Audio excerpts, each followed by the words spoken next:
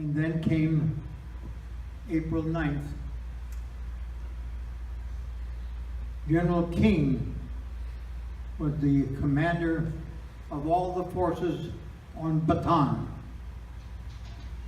General Wainwright was put in charge of all the forces of the Philippines. General MacArthur was in Australia.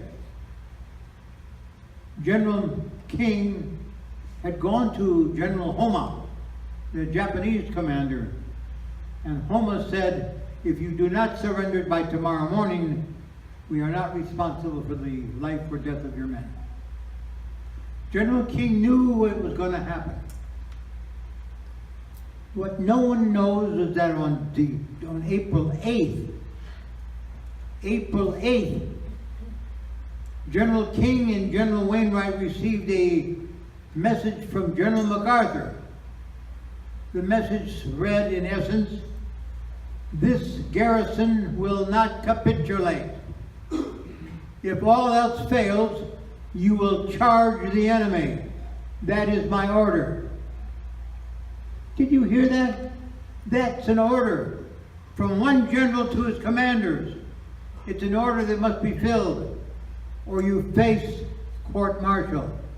General King knew that he was facing court-martial, but General King said, I cannot do that. I must give my men a chance to live. Of the 12,000 Americans that were captured that day, about 1,700 came home alive of the Americans. The Filipinos are not much better. The Filipinos they killed at the beginning, the machine gunned them, because they said that they should not be fighting with the Americans because they're of the same race. They should be fighting with Japan. So they killed them until the Filipinos were able to move away and escape and go back into their barrios where they lived. General King was a hero in my eyes. General King did what we give Medal of Honors for.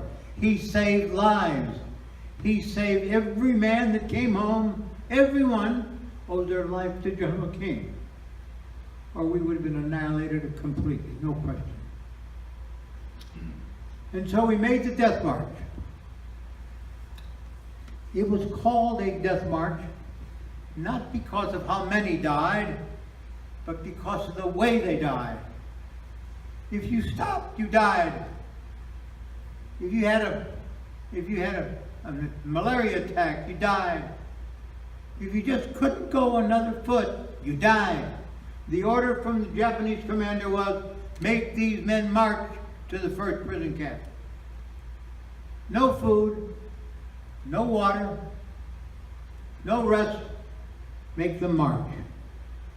Now you must understand also, by April of 1942, when we surrendered, we were not ready to march. Most of the men had malaria. 80% of the men had dysentery, gunshot wounds and bayonet wounds, and the wounds from the war was prevalent.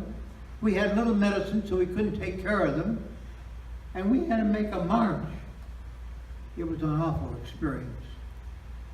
It was awful not for any reason except to have to watch your buddies die. That's awful. There's nothing worse than that. There's nothing you can do. They can't take another step. The Japanese are going to shoot them and you can't do anything. That's what's horrible about the march. We got to that first prison camp, some of us. By the way, at night, at night they would put us into a rice storage shelter, which is made out of corrugated metal, you know. A very big thing, and they pushed us in there, and they pushed us in until we couldn't get another man in there. And we stayed there until morning when they opened up the door, and those that lived were able to come out. Those who died standing up, but they couldn't sit down anyhow. And the march continued. The march continued to the first prison camp, which was called O'Donnell. We got into O'Donnell, and by the second day, the stink was awful. The men who were dying, dysentery, body waste all over, no sanitary available for us. We had one building that was called the Zero Ward. What did zero mean? It meant once you went in, there was zero chance of you coming out. We tried to bury the men, but the weather was so bad, sometimes you could only bury the men 2 feet, and then it would rain tomorrow, and the bodies would float to the top. Isn't that awful? You have to live with that. You have to smell that. The odor stays in your nostrils, that won't ever leave. And then, if you live through that, then they decided to take us to Japan, aboard Japanese freighters. We were talking at the table over here. We have a friend of ours that they know, Mel, who was on 3 different freighters. 2 of them were bombed out from under him. We lost 10,000 men in the bombing of these ships because the Japanese refused to put POW markings on the ships. Now, when I said 10,000 men, let me explain something, please, because I have some academics here who may be doing some adding in their mind and wondering, how do we have so many all of a sudden? Corregidor fell on May 6th. Another 8,000 men on Corregidor.